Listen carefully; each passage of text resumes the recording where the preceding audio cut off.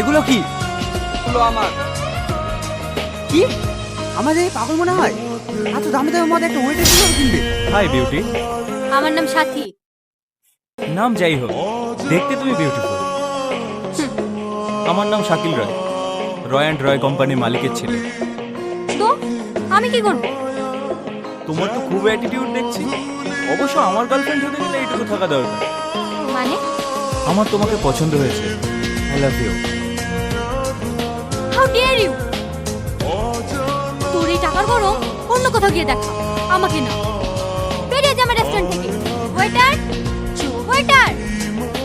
বলুন ম্যাম। তুমি কে? আমি নতুন জয়েন হয়েছি ম্যাম। আমার নাম রোহন। তোমাকে নাম জানার জন্য ডাকিনি। যাও একটা প্যাক বানিয়ে নিয়ে এসো।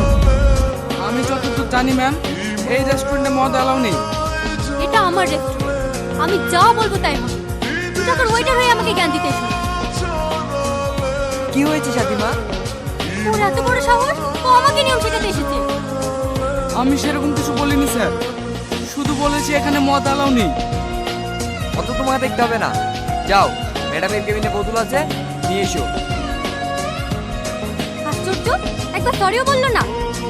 Sorry madam.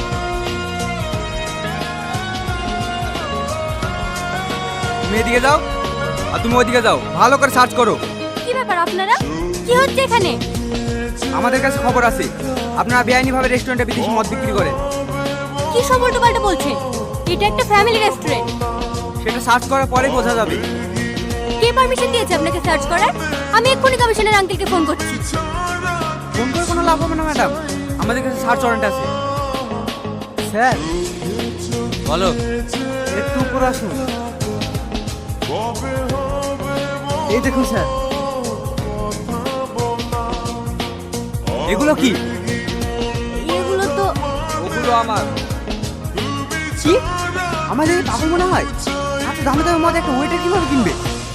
আমি যেভাবেই কিনি না কেন, এগুলো আমার মানে আমার। বেশি বড় বড় কথা হয়ে যাচ্ছে কিন্তু।